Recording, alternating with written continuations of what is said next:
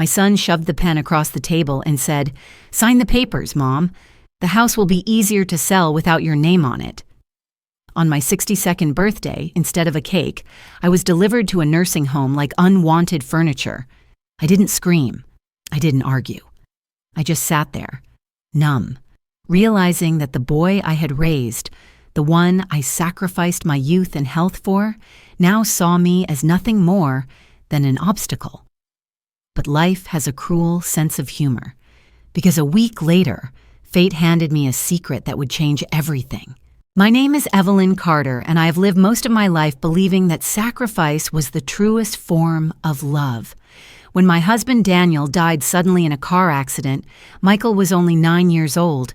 He clung to me at the funeral, his small body shaking as if the ground itself had vanished. That day, I made a vow.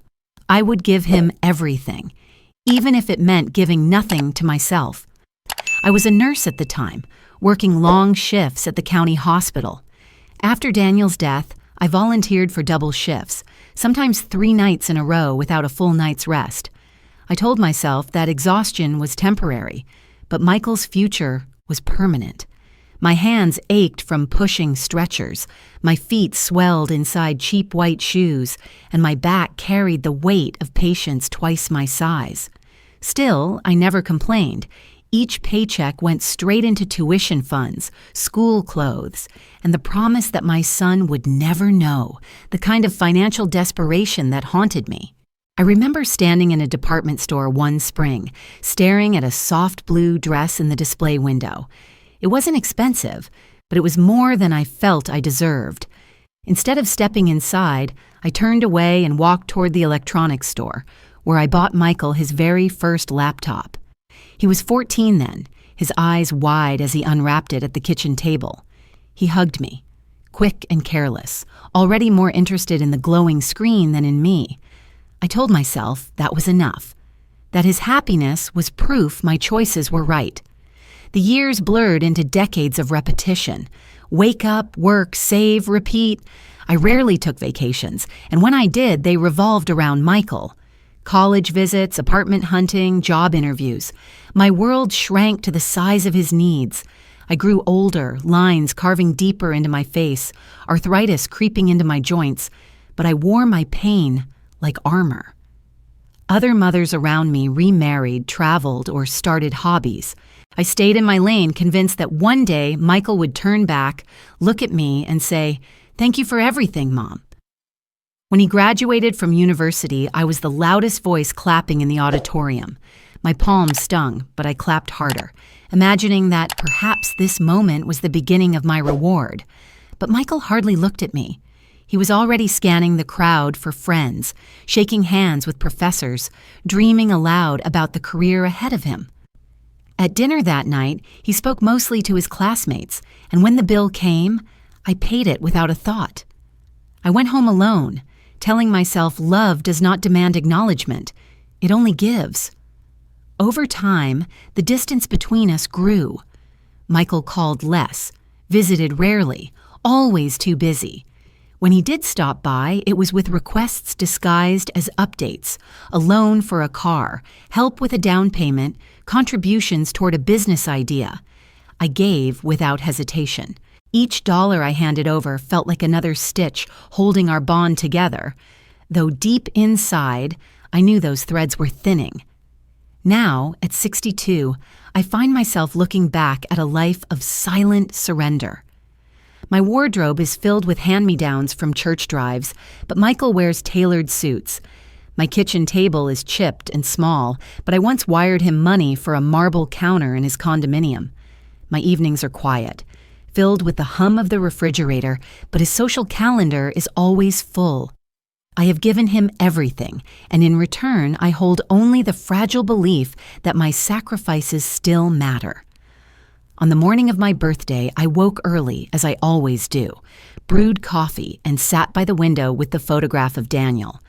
I whispered, "I kept my promise. He's successful. He has everything now."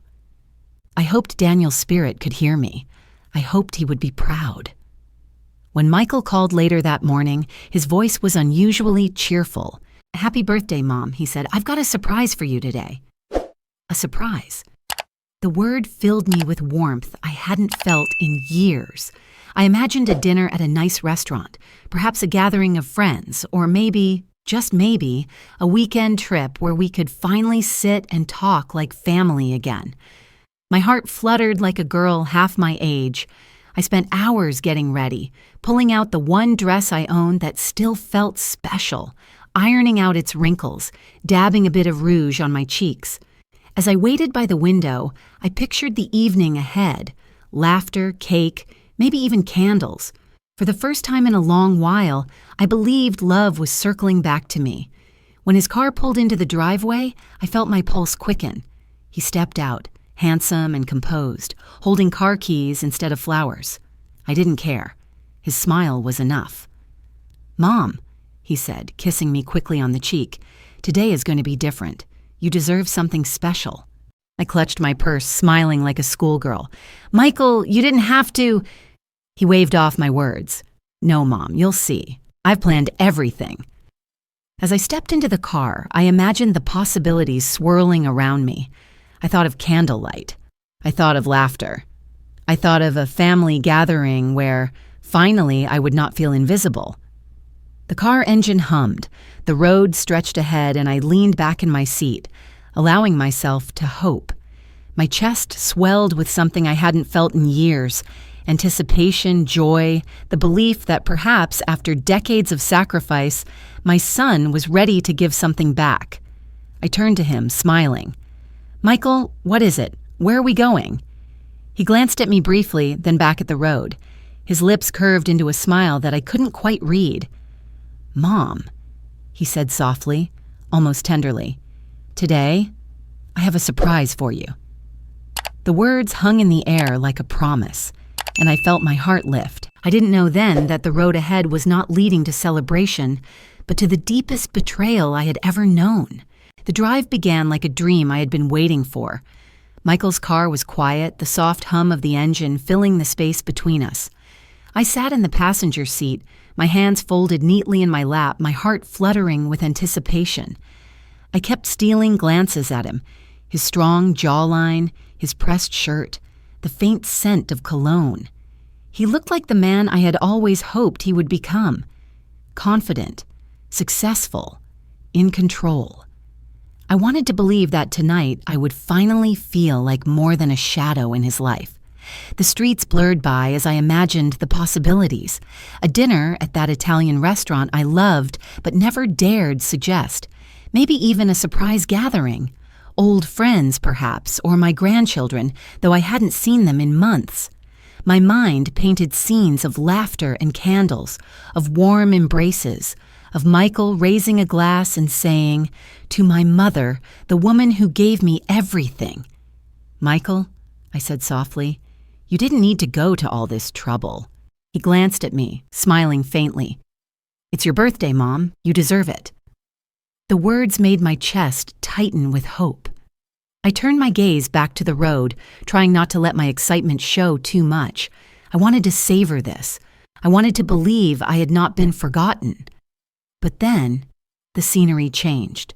The streets grew unfamiliar, lined with tall fences and brick buildings I didn't recognize. The car slowed, turned sharply, and pulled into a driveway beneath a large sign.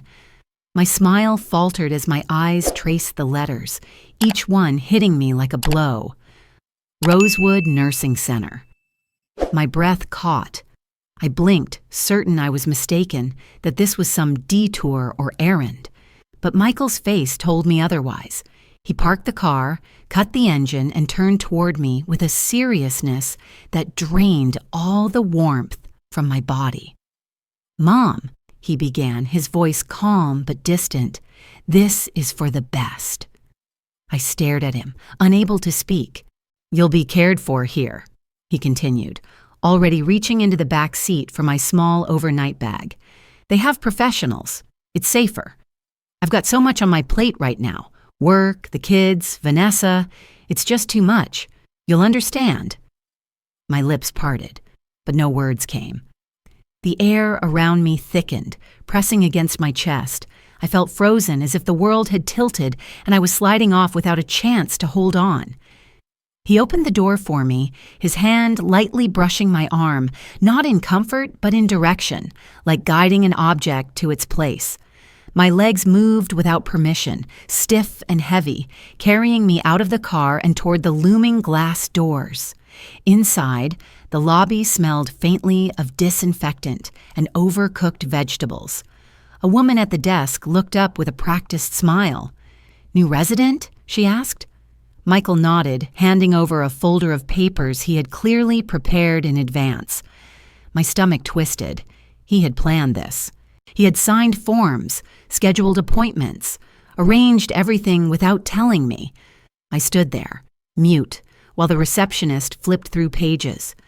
Michael leaned casually against the counter, as though this were no different than checking me into a hotel. "My mom needs a little extra support," he said smoothly. "You'll take good care of her, won't you?"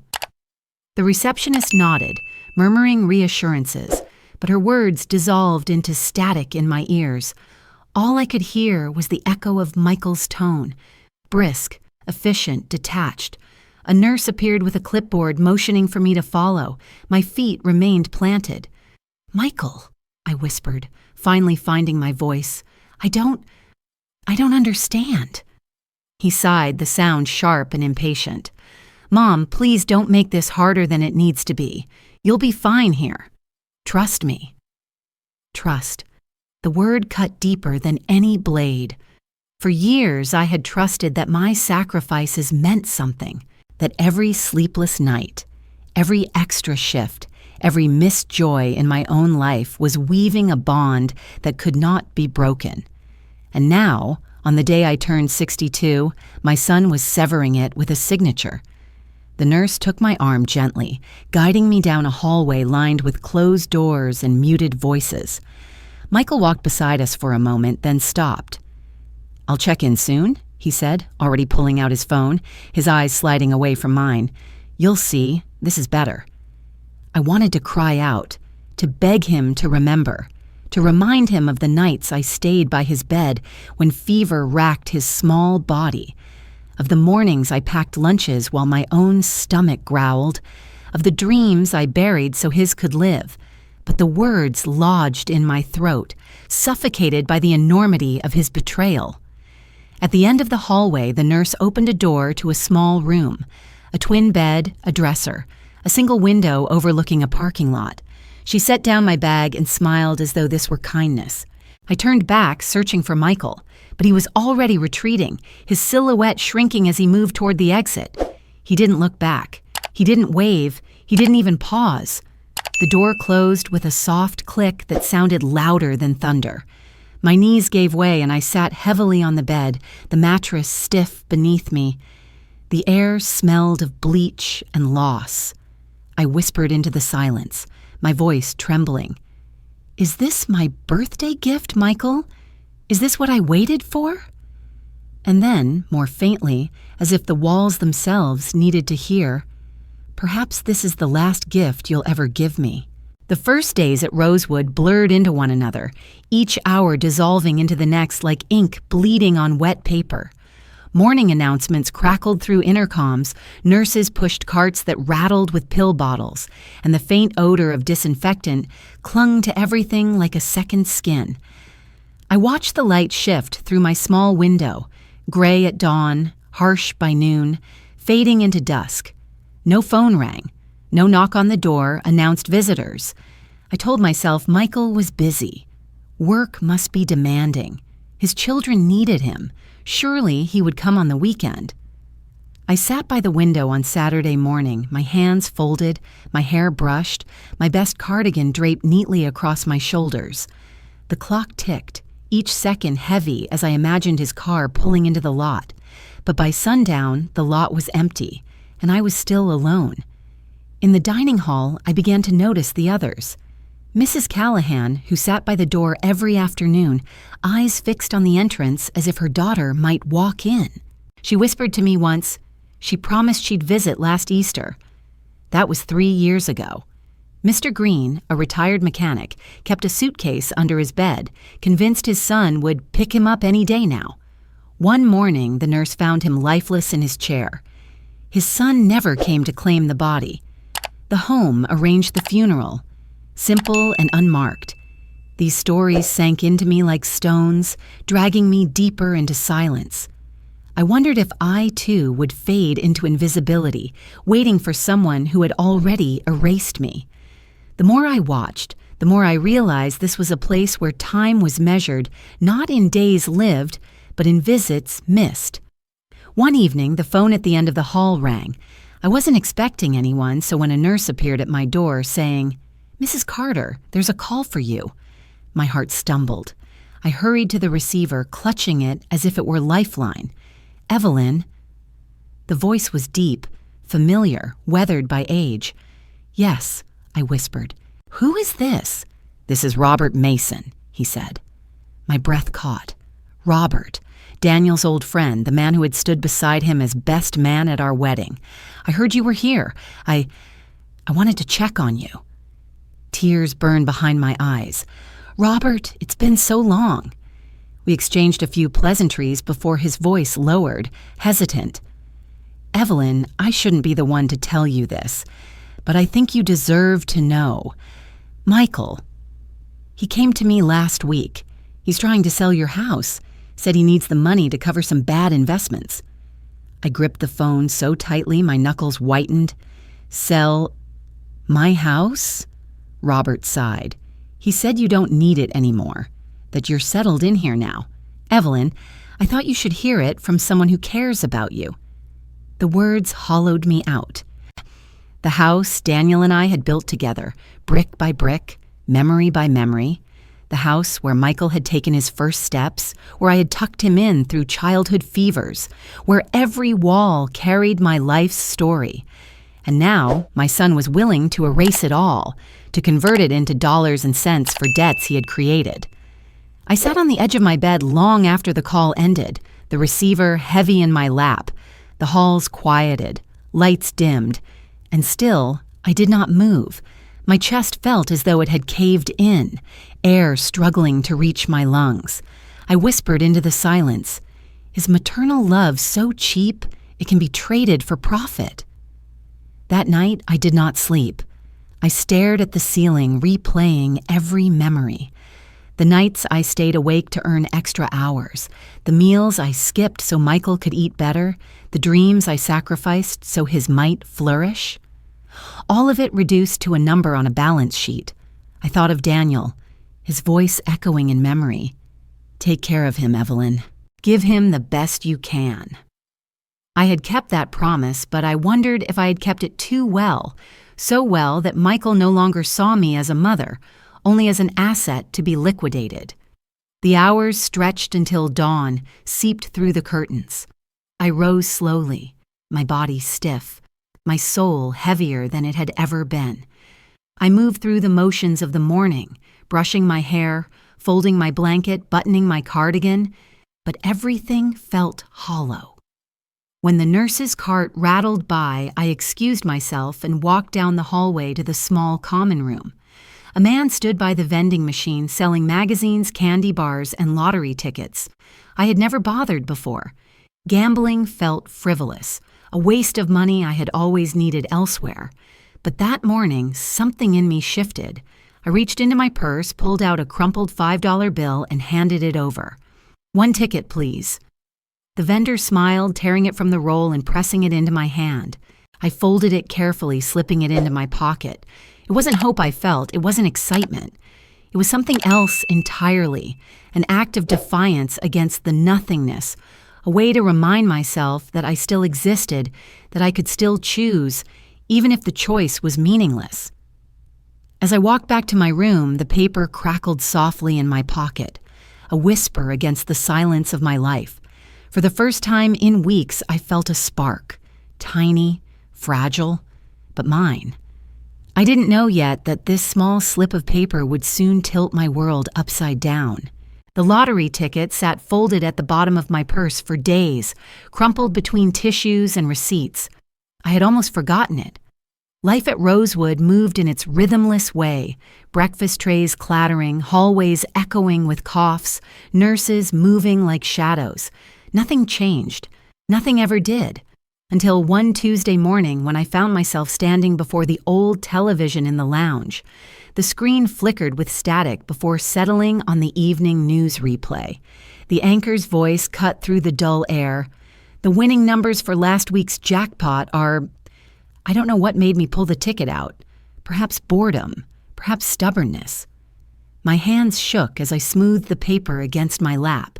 One by one, the numbers rolled across the screen. The first matched, then the second. By the third, my heart had started to hammer so hard I could feel it in my throat. The fourth, the fifth, the sixth. I froze. My eyes blurred. My breath came shallow. For a long moment, I thought I had misread. That age had finally betrayed my vision. I pressed the numbers close to my face, blinking rapidly. They matched, every single one. The room spun. My chest tightened with a mixture of terror and disbelief. Around me, no one seemed to notice. A nurse walked by, adjusting her tray. An old man dozed in his chair. The world went on, oblivious to the storm inside me. I gripped the ticket so tightly it bent between my fingers. My first instinct was fear. Fear that someone would take it from me, that this was a mistake, that any second now I would wake up from the cruelest dream. Then suspicion clawed its way in. How could it be real? How could something like this happen to someone like me? Discarded? Forgotten? Left in a room with nothing but silence for company? And then, when the weight of it sank in, the tears came. But they weren't for the money. They were for me. For the woman I thought had reached the end of her story.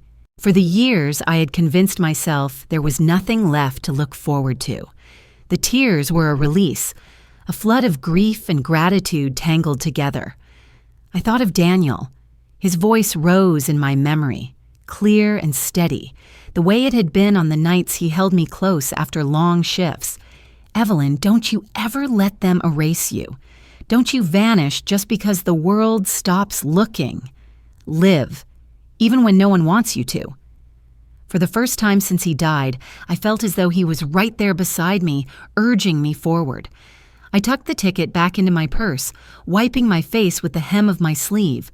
My pulse steadied, my breath evened.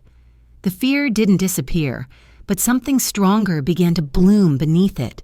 Resolve. That afternoon, I asked one of the aides if I could borrow the phone. I dialed a number I hadn't used in years. Charles Bennett, the lawyer who had once helped Daniel with our will and estate. The phone rang twice before his voice answered. Older, but still precise. Mrs. Carter? He asked, surprise woven into his tone. It's been a long time. Yes, I said quietly. It has. Charles, I need your help.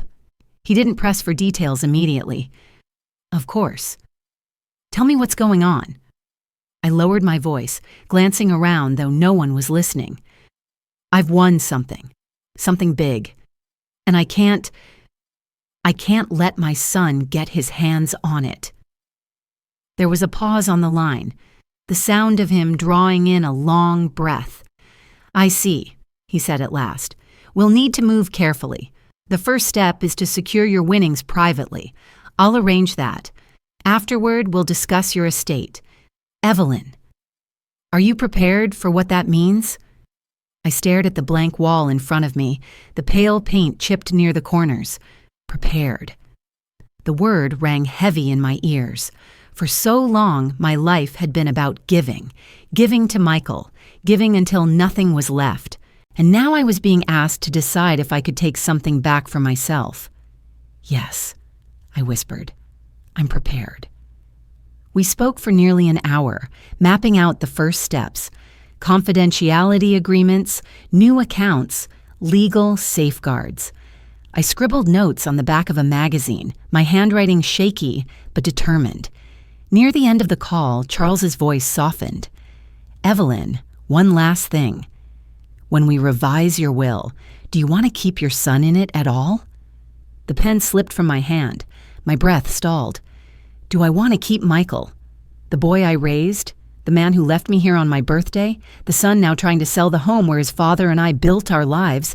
Written into the last legacy I will leave? The silence stretched between us, heavy, unbroken. My throat tightened. I could not answer. The silence after Charles's question stayed with me long after we hung up. Do I want to keep my son in my will? The answer pressed against my chest, unspoken but heavy. In the days that followed, the plan began to take shape. Charles moved quickly, discreetly, weaving legal protections around my winnings. He guided me through the process of opening new accounts, drafting new documents, and sealing every loose end that Michael could exploit. Within a week, I had a new phone number, a new bank account, and most importantly, a new will. For the first time in decades, Michael's name was nowhere on it. Instead, I created something different, something that felt like breathing life back into my husband's memory. The Daniel Carter Foundation, a trust dedicated to supporting elderly men and women who, like me, had given their lives to family only to be forgotten. The money would not vanish into Michael's debts or his reckless investments. It would live on as a shelter, a legacy of love that no one could take away. When all was ready, Charles came to fetch me. I packed only a single suitcase, clothes, a few photos, the wedding ring I still wore on a chain around my neck. The staff at Rosewood looked surprised when I checked out, but no one asked questions. By evening, I was standing on the porch of a small cottage overlooking the sea, the sound of waves folding into the shore. For the first time in years, the air didn't smell of antiseptic. It smelled of salt and freedom. I sat on the porch with a cup of tea, watching gulls dip through the pink sky, and let myself exhale fully, as though I had been holding my breath since Daniel died. Each morning that followed, I woke before dawn, sat in that same spot, and listened to the ocean whisper back that I was still alive.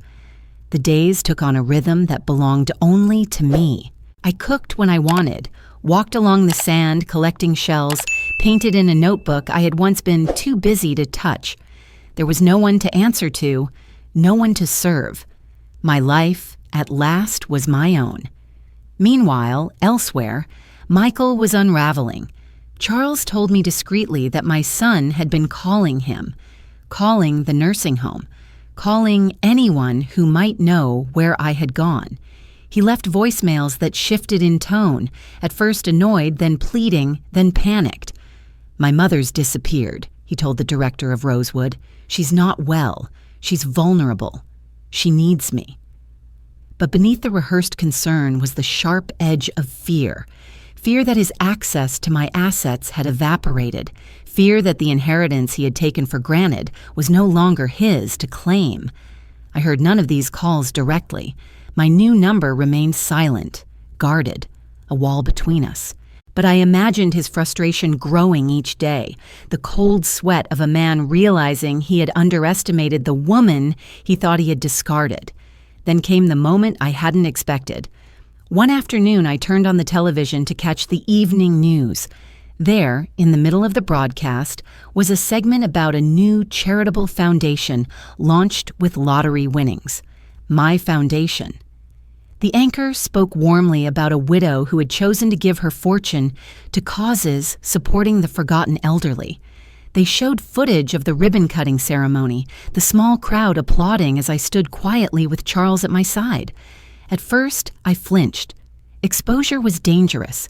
I had built my escape on silence and invisibility. But then, as the camera lingered, I saw myself on the screen. Silver hair, lined face, steady eyes. Not a woman discarded, not a victim, but someone reborn. Miles away in a living room filled with unpaid bills and unanswered calls, Michael was watching too. He had tuned in by chance, flipping through channels when the sight of me froze him in place. He recognized the curve of my shoulders, the way I held Daniel's ring between my fingers. For a moment, disbelief clouded his features. Then recognition hit, sharp and merciless. The news anchor continued. Mrs. Carter declined interviews but expressed her hope that the foundation would bring dignity and comfort to those too often neglected by family. The camera cut back to me, and this time it zoomed closer, filling the screen with my face. I did not smile. I did not weep. My eyes held no accusation, no fury, only calm, a stillness that spoke louder than anger, louder than revenge. It was the look of a woman who had given everything, lost everything, and chosen to rise without permission. Michael leaned forward, his chest tightening, the reality searing into him. The inheritance was gone. The control was gone. And I had not shouted, had not argued, had not begged him to see my worth. I had simply walked away, and in my silence, I had left him with the loudest answer of all. The broadcast ended, the camera fading to black. But the image lingered. My eyes, unwavering, looking back through the screen. Not with hate, but with a verdict he could never appeal. Michael tried everything. He called my old number 12 times a day, his voice rising from irritation to desperation as each attempt met the same unfeeling response. The number you have dialed is no longer in service. He contacted Rosewood, pressing the staff for answers, but they knew nothing. He even tried reaching Charles, but the lawyer's silence was impenetrable, guarded by the same walls I had built around myself. With every unanswered call, the panic grew. Michael began to realize that I had slipped beyond his grasp, and with me had gone the wealth he once considered inevitable. His debts mounted, business investments gone wrong, creditors pressing harder each week, his wife's patience fraying under the weight of unpaid bills. The life he had constructed on shaky ground was crumbling, and for the first time, there was no one left to catch him. While he unraveled, my days were marked by a different rhythm. I sat in the cottage by the sea, the salty air filling my lungs, the cries of gulls circling above. On the table by my chair lay a growing stack of letters. They arrived daily, addressed in careful handwriting from people I had never met, but who had been touched by the foundation. An elderly woman from Ohio wrote to say that the new shelter allowed her to sleep without fear for the first time in years. A retired school teacher thanked me for providing warm meals through the winter. A widower confessed that he had nearly given up until he saw what we were doing and felt seen again. I read each letter slowly, holding them like treasures. They were proof that my existence mattered, not because of wealth or blood ties, but because I had chosen to transform pain into compassion. For decades, I had poured myself into a son who saw me as disposable. Now, in silence and distance, I had found a family of strangers who valued me more deeply than he ever had. One evening, as the sky dimmed into twilight, I switched on the television to catch the local news. There it was again, another segment on the Foundation's growing impact. The camera showed volunteers serving meals, elderly residents smiling as they walked into freshly painted rooms, and a banner with Daniel's name fluttering above the entrance. My name was mentioned briefly, but I remained a figure in the background, quiet, faceless, content to let the work speak louder than I ever could. Across town, in a house drowning in overdue notices, Michael saw the same broadcast. He had been flipping channels searching for distraction from the storm of creditors demanding repayment. But the moment his eyes caught the image on the screen, his body stiffened. There I was, not as the fragile burden he had tried to discard, but as a woman standing tall, purposeful, beyond his reach. The anchor spoke with reverence, describing the generosity that had turned a lottery ticket into a lifeline for the forgotten. Then, as if fate demanded one final blow, the footage cut to me for just a moment, accepting a plaque, shaking hands, my face calm, my eyes steady. The camera lingered long enough for him to see, long enough for him to understand. He leaned forward, breath shallow, the weight of realization crashing down. Everything he had gambled on, every selfish calculation he had made, had slipped away, not with fury, not with accusation, but with silence. The inheritance he counted on had dissolved into air, leaving him nothing but the bitter taste of loss. I never saw his reaction firsthand, but I imagined it. The widening of his eyes, the twist of his mouth, the hollow ache of a man who suddenly knew he had gambled away more than money. He had gambled away me. And yet, I did not rejoice in his downfall. Sitting in my small living room, I turned away from the television and back to the letters in my lap. I did not want revenge. I wanted peace. And peace finally was mine. As the days passed, I settled deeper into my new life.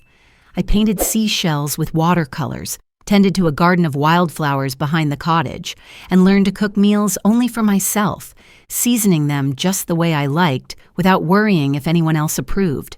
For the first time, every choice was mine alone, unmeasured by sacrifice or expectation. One afternoon, I carried a chair down to the edge of the sand. The waves rolled in steady rhythm, the horizon painted in shades of gold and violet. The wind whipped through my hair, cool and wild. I closed my eyes, breathing deeply, letting the sound of the ocean wash over me. When I opened them again, I spoke not to the waves, but to whoever might be listening, perhaps even to those who had followed my story in silence. "If it were you," I asked softly, "would you forgive? Or would you walk away as I have, leaving only silence behind?"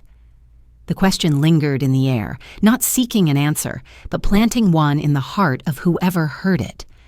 I smiled then, genuine, unburdened. My story had not ended in betrayal, nor in vengeance. It had ended in freedom, written not by the sun who tried to erase me, but by my own hand. The sea roared in approval, the gulls cried overhead, and for the first time in my life, I felt entirely, undeniably free.